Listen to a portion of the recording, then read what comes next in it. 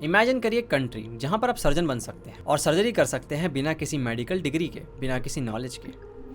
Imagine करिए country जहाँ पर आप पायलट बन सकते हैं, कमर्शियल प्लेन उड़ा सकते हैं बिना किसी ट्रेनिंग के। एक ऐसी जगह जहाँ पर आप ब्रिजेस बना सकते हैं बिना किसी डिग्री और बिना किसी नॉलेज के।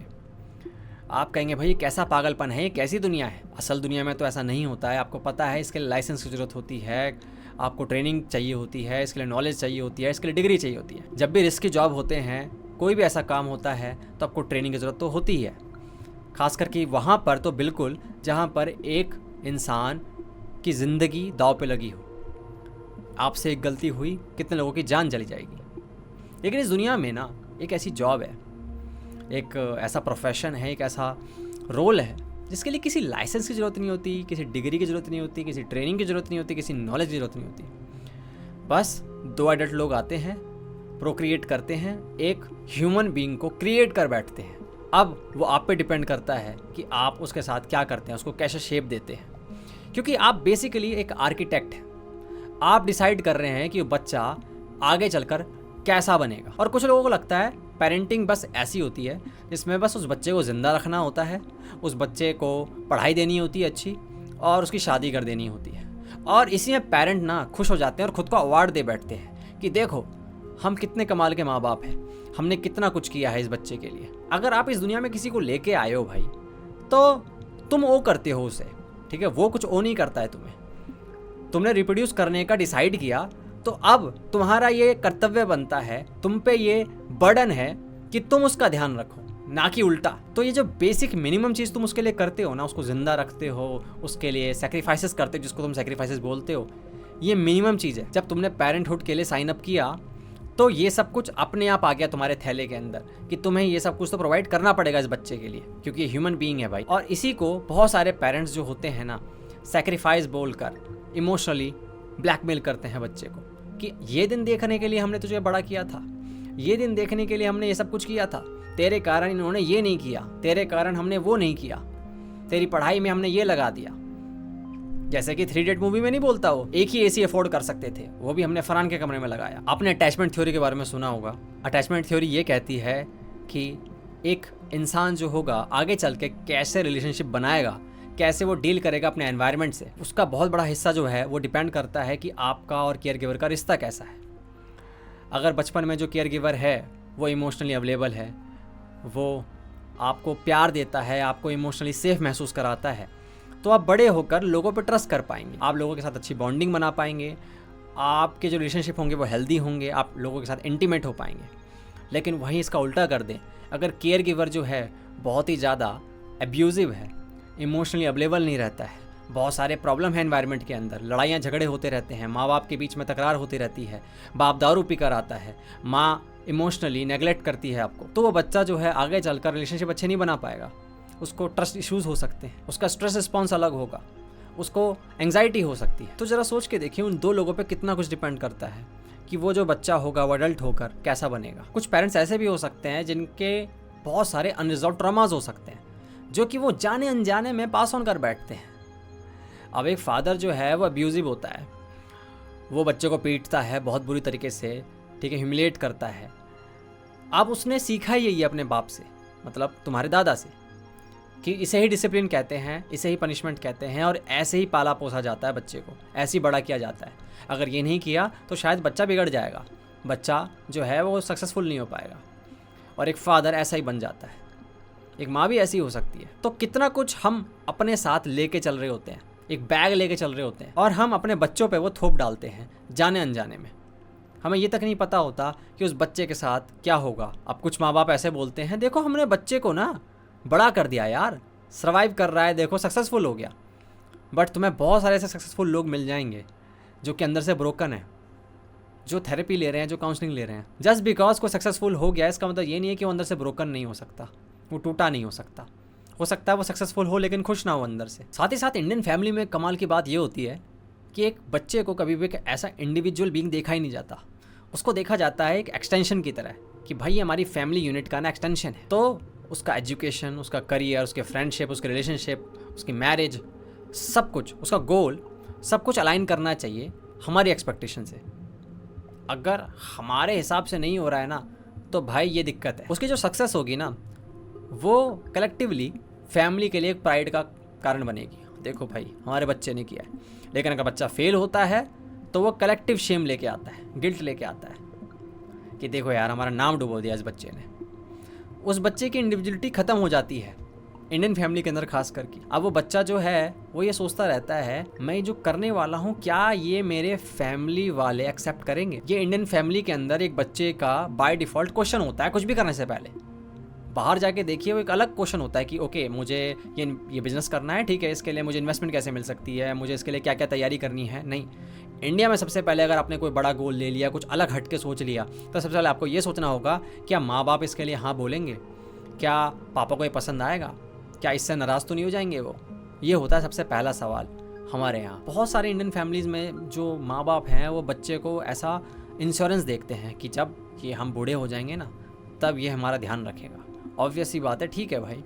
लेकिन इस चक्कर में बच्चे के ऊपर एक ऐसा बर्डन आ जाता है जिसके कारण वो अपने सारे सपने, जितने कुछ उसने सोचा होता है, वो सब कुछ उसको सेक्रीफाइस करना पड़ता है।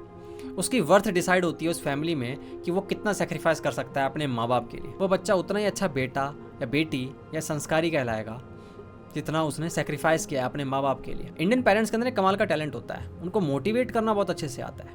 और उनका सबसे खतरनाक मोटिवेशनल टूल होता है शेम। किसी तरीके से बस इसको शेम करते रहे, इसको कॉन्स्टेंटली कंपेयर करते रहे शर्मा जी के लड़के से, इसको ह्यूमिलेट करते रहे, इसके जो नंबर आएंगे उसको कंपेयर करते रहें दूसरे के साथ। और बाद में जब बच्चा कुछ कर भी लेता है, मान लीजिए IIT में हो गया या कुछ अच्छा उसने कर लिया, तो कहते हैं देखो हमारे कारण हुआ, अगर हम तुझे शेम नहीं करते, हम तुझे इस तरीके से ह्यूमिलेट नहीं करते, हम इस तरीके से तेरे को ताने नहीं देते, गालियाँ नहीं देते, तो तू आज इतना कामयाब हो पाता। और वो उसको ऐसा जस्टिफाई कर देते कि देखो ये बच्चा कामयाब हो गया, मतलब हमारा तरीका ठीक था। इस तरीके से आप वार को भी जस्टिफाई कर देंगे। कुछ लोग तो वार को भी सर्वाइव कर जाते हैं भाई, वार में जाते हैं, लड़वड़ के वापस आ जाते हैं जिंदा। इसका मतलब ये तो है नहीं कि जो वार था वो बेनिफिशियल हो गया, हेल्दी हो गया, अच्छी चीज़ हो गई। अगर इंडियन पेरेंट्स ये कहना चाहते हैं कि हमें पेरेंटिंग मत सिखा भाई, हमें पता है हमें बच्चों को कैसे पालना है, तो बताओ भाई कि जो बच्चा है वो कोटा में ऐसे कदम क्यों उठा लेता है, क्यों मेंटल हेल्थ इश्यूज़ बढ़ रहे हैं, क्यों बच्चा टूटा हुआ महसूस करता है, अंदर से एक ज़ॉम्बी की तरह फील करता है, अंदर से ख़त्म, उसने अपने सपने मार दिए हैं। और साथ ही साथ कितने तरीके एडिक्शन लग जाती है उस बच्चे को कोप करने के लिए, क्योंकि उसके पास कोई तरीका नहीं है, ना कोई उसके पास सुनने वाला है, ना उसको कोई समझने वाला है। अंदर से बिल्कुल टूटे हुए हैं, पैसा कमा रहे हैं लेकिन टूटे हुए हैं अंदर से। अगर मान लो एक बच्चा अपने बाप को हमेशा फ़ोन पे सुने, गालियाँ देते हुए, गुस्से से बात करते हुए, या फिर अपने घर में ही ऐसा देखे माहौल जहाँ पे उसका बाप एग्रेसिवली बात कर रहा है, तो उसको लगेगा यही पहला तरीका होता है बात करने का, ऐसी लोगों से डील की जाती है। अगर उसके माँ बाप किसी की रिस्पेक्ट ना करे तो बच्चे को लगेगा हाँ कोई रिस्पेक्ट के लायक नहीं होता है। एक बच्चा किसकी रिस्पेक्ट करेगा, कैसे समझेगा कि भाई सब इक्वल होते हैं, किसको प्यार मिलना चाहिए, किससे कब कैसे बात करनी चाहिए, कि जिसको हम संस्कार बोलते हैं, वो सब कुछ उस माँ बाप से आता है। और माँ बाप बोल के नहीं सिखाते हैं, अपने एक्शन के ज़रिए, जैसा वो एक्ट कर रहे हैं उसके ज़रिए बच्चा सीख रहा होता है। तो पेरेंट्स ना सिर्फ एक बच्चे को रिप्रोड्यूस नहीं कर रहे हैं, वो एक सोसाइटी रिप्रोड्यूस कर रहे हैं, क्योंकि वो जो बच्चे होंगे आगे जाके वो रोल प्ले करेंगे सोसाइटी के अंदर कुछ ना कुछ, और उससे डिसाइड होगा कि सोसाइटी में कैसे लोग रह रहे हैं, अच्छे लोग या बुरे लोग, ब्रोकन लोग या एक हेल्दी साइकी वाला इंसान। इंडियन पेरेंट्स को ये नहीं पता कि जो बैड पेरेंटिंग आप कर बैठते हैं ना, जाने अनजाने में, इनकी गलती नहीं, मैं ये नहीं कह रहा हूँ जानबूझ के करते हैं, लेकिन ये बैड पेरेंटिंग जो होती है ना बहुत ही एक्सपेंसिव होती है। इसका बहुत गंदा कॉस्ट जो है उठाना पड़ता है, क्योंकि इससे मेंटल इलनेसेस भी हो सकती है, बच्चा एडिक्शन की तरफ भी जा सकता है, बच्चा एब्यूजिव हो सकता है, बच्चा क्राइम करने पर उतर आ सकता है, बच्चा इनोवेशन खो सकता है, अपनी क्रिएटिविटी खो सकता है। कितना कुछ होता है जो पेरेंट्स को पता ही नहीं होता कि उनकी बैड पेरेंटिंग के कारण हो रहा है। तो उन दो लोगों के कारण पूरी सोसाइटी को भुगतना पड़ता है। और बॉलीवुड के अंदर जो ये आइडिया बेचा जाता है ना कि माँ बाप भगवान जैसे होते हैं, ये मुझे बहुत ही फ्लॉड लगता है, बहुत ही गलत लगता है। हो सकता है भाई माँ बाप भगवान हो, लेकिन जब आप ऐसा बोलते हैं तो आप उनकी गलतियों को ढक देते हैं, उनकी प्रॉब्लम्स जो हैं उनके साथ, जो भी उनके इश्यूज़ हैं अंदर, उनको ढक देते हैं। फिर जो सारा बर्डन है वो बच्चे पे आ जाता है कि माँ बाप तो भगवान जैसे हैं, तुम ही देखो, तुम में कुछ गलती होगी, तुम्हें खुद में कुछ सुधार करना पड़ेगा। माँ बाप बच निकलते हैं इस चीज़ से। सूर्यवंशम के अंदर मेरे को सबसे बड़ी प्रॉब्लम यही नज़र आती है कि कोई भी उस टॉक्सिक बाप की तरफ देख ही नहीं रहा। सब देख रहे हैं कि किस तरीके से जो हमारा हीरा बेटा है वो भाई सक्सेसफुल हो जाए और किसी तरीके से अपने बाप का अप्रूवल पा ले, वैलिडेशन पा ले कि देखो पापा मैंने कर दिखाया, आप मुझे नकारा समझते थे ना। लेकिन वो जो इमोशनली अनअवेलेबल बाप है, जो टॉक्सिक बाप है, जो अब्यूजिव बाप है, उसकी तरफ कोई ध्यान ही नहीं दे रहा कि भाई तेरी भी तो गलती है, तू देखना। और हीरा ठाकुर को ये सोचना चाहिए कि क्या उसका बाप वो डिजर्व भी करता है जो उसके लिए वो कर रहा है। इस मूवी को इस तरीके से दिखाया जाता है, देखो एक बाप टॉक्सिक हो सकता है और एक बेटा जो है वैलिडेशन पाने के लिए उसके लिए कुछ भी कर सकता है। कि आप मूवीज के अंदर अपने माँ बाप को इस तरीके से गॉड लाइक नहीं दिखा सकते हैं। उनके अंदर प्रॉब्लम हो सकती है, वो इंसान ही है आफ्टर ऑल, और हो सकता है उनकी इंटेंशन बुरी ना हो, लेकिन उनसे गलती तब भी हो सकती है। और कोई बच्चा अगर मान लो इस मूवी को देखता है तो वो देखता है कि देखो अगर माँ बाप की बात मानी जाती है तो ये पुण्य काम होता है, अच्छी चीज होती है, तो मैं अपने माँ बाप की बात कभी नहीं टालूंगा। एविडेंस एक अच्छी चीज है, एक वर्च्यू है। और अगर मैं अपने माँ बाप की बात टाल रहा हूँ, रेजिस्ट कर रहा हूँ, ठीक है, तो एक पाप है, ये बुरी चीज है। तो हो सकता है वो बच्चा अपनी चीज़ों को दबाने लग जाए, अपने सपनों को दबाने लग जाए, अपनी इच्छाओं को दबाने लग जाए, जस्ट बिकॉज उसे लगता है कि गलत होगा, मेरे माँ बाप बुरा मान जाएंगे। और मैंने अपने सर्कल में देखा है ऐसे बहुत से लोगों को जिन्होंने अपने माँ बाप के कारण अपने सपनों को मार दिया। तो कंक्लूड मैं ऐसे करना चाहूँगा कि मैं ये नहीं कह रहा हूँ कि पेरेंटिंग के लिए कोई डिग्री ले आओ भाई, कि कोई भाई जाकर आप लाइसेंस की तैयारी करवाओ, पहले लाइसेंस लो फिर आप प्रोक्रिएट करो, उससे बहुत सारी प्रॉब्लम्स क्रिएट हो जाएगी, ऑब्वियसली बात है।